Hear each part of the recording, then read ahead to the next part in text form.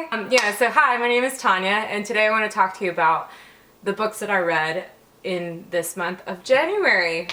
These are all the books that I read this month. The first one I read for this year was on New Year's Day, The Diviners. I absolutely adored this book.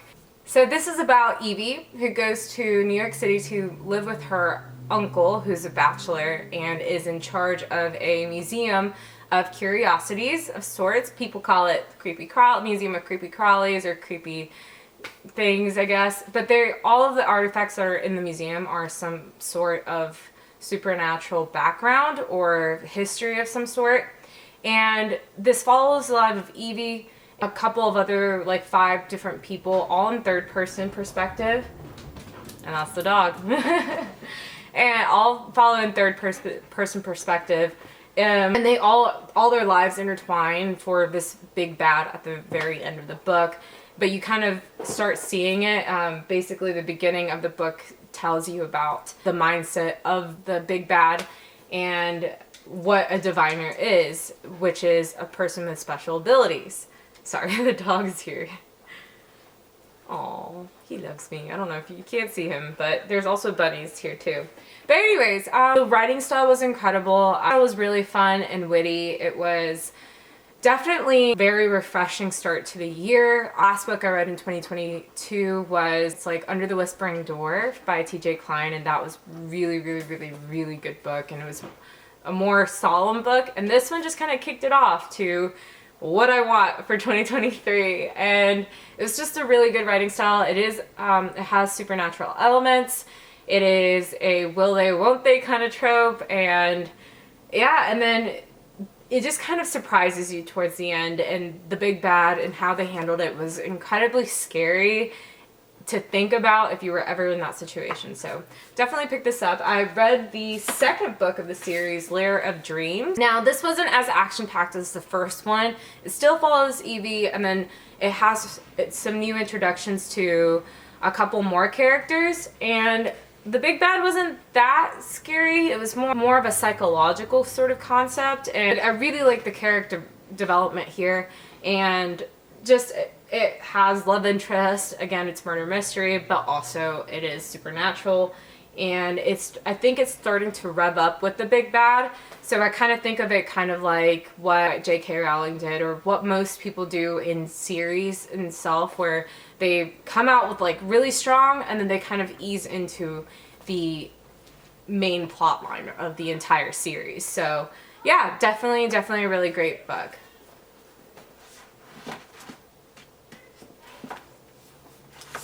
Okay, so the next book that I read was A Lesson in Vengeance. It is by Victoria Leigh, and it's about a girl who goes back to school after her friend passes away the previous year, and she was the last person to be with her and to see her pass. And there's a new girl in school who is a published author at 17 years old, and they live in the oldest building in the boarding school, and basically it follows their lives and goes back to flashbacks. And yes, it is first person, and it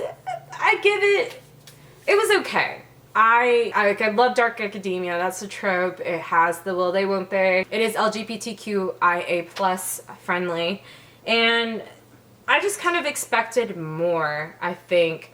I would recommend going to Storygraph for the triggers. They all have these theses they have to finish at the end of the year, and what hers was last year was what kind of resulted into why her friend passed away in some form, why she thought a lot of the things. So, and it had to deal with the founding members of the boarding school itself, which was from a descendant from Salem. So again, I expected a little bit more. I don't know if this is a standalone. I believe it is so far. Yeah, I mean, it was just kind of predictable in some forms, and so it was just okay for me. It wasn't the biggest find, and honestly, I caught myself just trying to finish it. So the next book I read was Ninth House.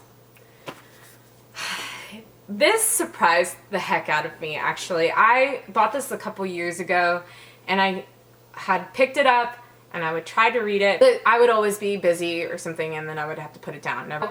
I picked it up. The first, you know, it does grasp you, but then it just didn't kick off, and then it kicked off. And it's about this girl named Alex who is in Yale and is a part of a secret society that has to deal with ghosts and other culty things that people do. I guess, do people have cults? Yeah, so basically it has to do with the supernatural on top of that, but she can see, she's the only one who can see ghosts, or they call them grays. And then her mentor, who loves Yale's golden boy, Daniel Arlington, they just combined it. He goes missing, and so we know nothing about it. It goes back to third person perspective on both, and so you're getting flashbacks from Darlington, and you're getting what Alex is thinking, either her flashbacks or what she's currently going through right now. So there's a murder that takes place not on Yale campus, but around Yale campus that seemed very similar to what traumatic things that happened to her and her past to get her to where she was now, or the reason why. The secret society has kept tabs on her for a long time, but this final straw kind of happened, and they kind of saved her from what could have been worse for her, if that makes sense. So I definitely love it. Hellbent is the second book of the series. I'm planning on picking that up very, very soon, and I'm so excited to read the second one because you're like, what happened to Darlington? And so, yeah, this one surprised the heck out of me. Again, it's dark academia. It is the will they, won't they. Well, it doesn't really focus on that. I do recommend the triggers. The triggers are really, really, really important here. So just go to Storygraph or go online. Make sure that you look it up because it's pretty detailed here. So the next book that I read was One Dark Window by Rachel Gillig. Wow. This one did surprise me because this is from Fairy Loot, so this is why you see this really nice cover around here. And it's just, I give this a 5-star just because it is the first, and I have a feeling they're gonna have a second book. And this writer just, I can't remember her name quite honestly. Ah! So one great thing about Fairy Loot books is that they come with one, like a really cool postcard looking thing with the description by the author. This is the one that I didn't give any description in my TBR, but most of the time I really don't in the first place. But as you can see, it's incredible. They have sprayed edges and the artwork is incredible. So, quite honest, I wasn't expecting much from it, and it's one of those books where it's easy to read, easy to follow along, and there's a build-up. And I'm like, okay, I'm dragging, I just want to get through this. And then I'm like, wait, this is actually really, really good. And so it follows a girl, I can't remember her name, I'm sorry. She caught the sickness that happened in this medieval world where the woods are enchanted, there's a legend that's going on, and there's magic involved. Her father, who is the main castle guard, the head honcho of all knights, he whisks her to her uncles, that way she doesn't get found out. Basically, they believe that she didn't get, with the sickness, you can get a magical ability, and what she did was she hid her magic ability. So we don't really know, you kind of have to figure it out until she figures it out, sort of thing. There's these cards that this old shepherd king is what he's called. He sacrificed something for the sickness, I guess, and instead created these magic playing cards. The brother usurped the king and basically killed anybody who had the sickness. So that is why the father whisked her off. Nobody knows that she has a sickness, but because she is part of the high society, it's more of like a non-Cinderella, but Cinderella kind of story, because there is a stepmother involved, there is 2 sisters involved as well. So you meet the princess, like the princess, and then you also meet their cousins. And every one of these people, all the royalty, have some sort of magical card.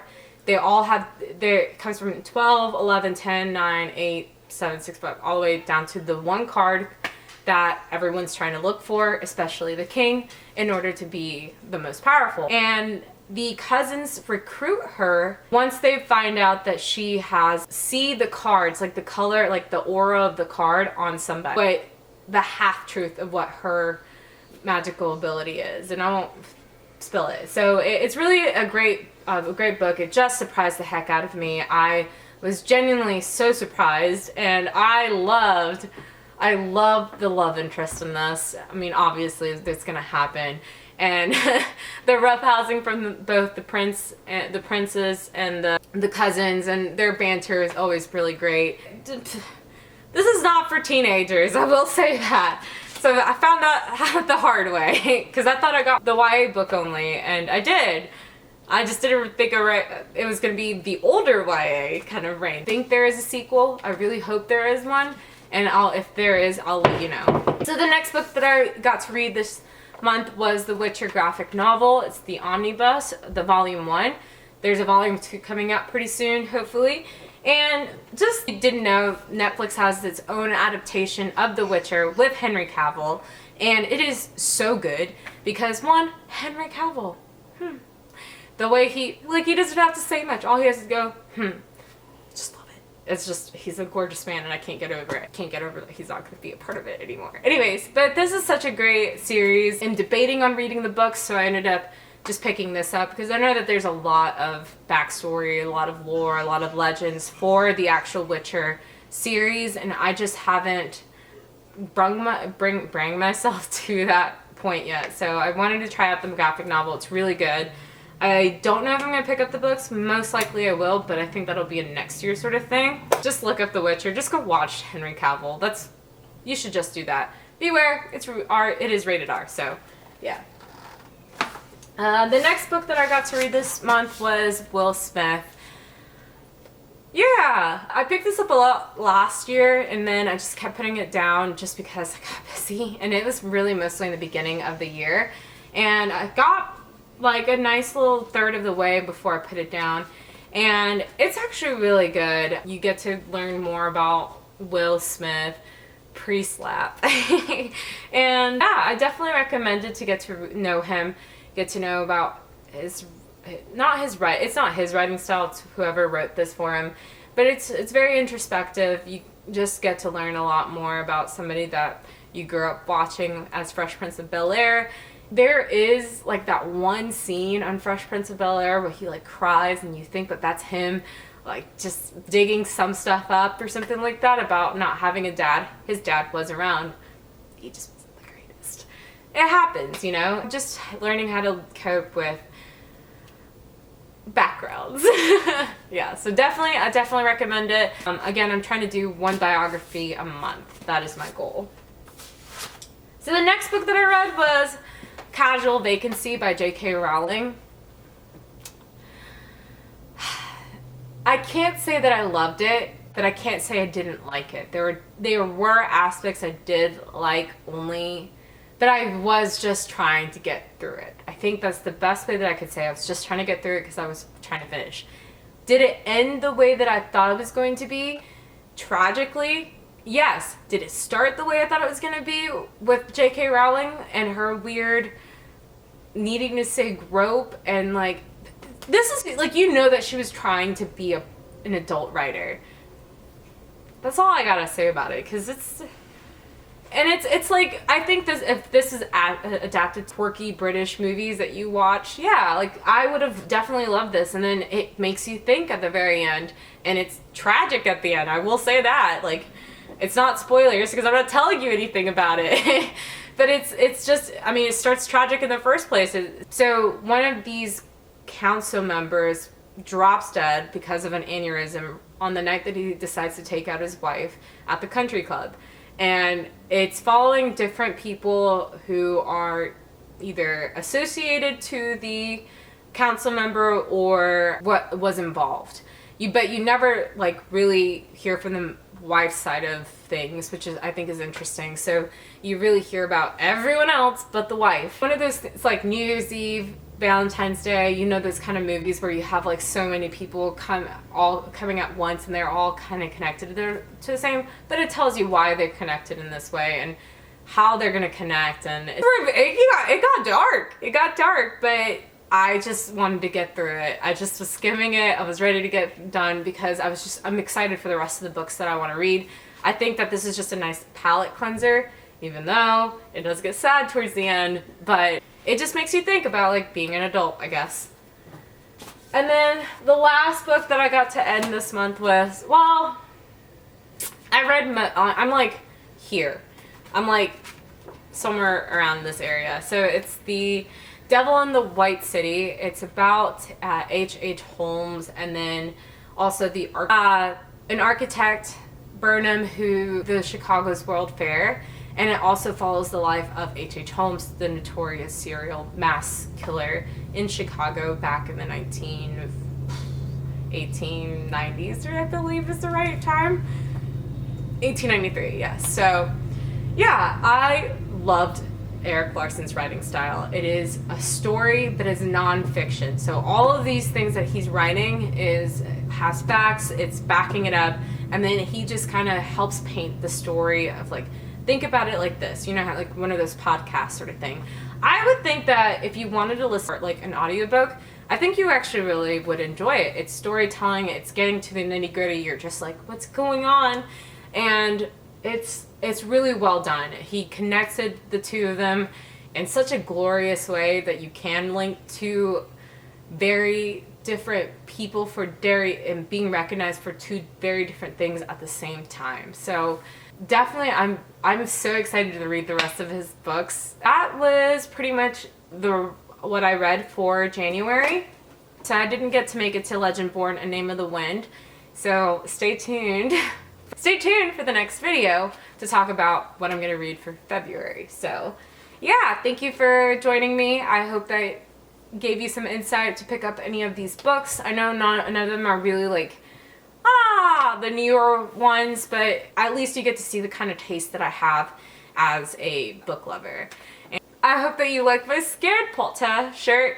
I can't remember where I got it from. I believe I got it from Etsy. But look at the death mark.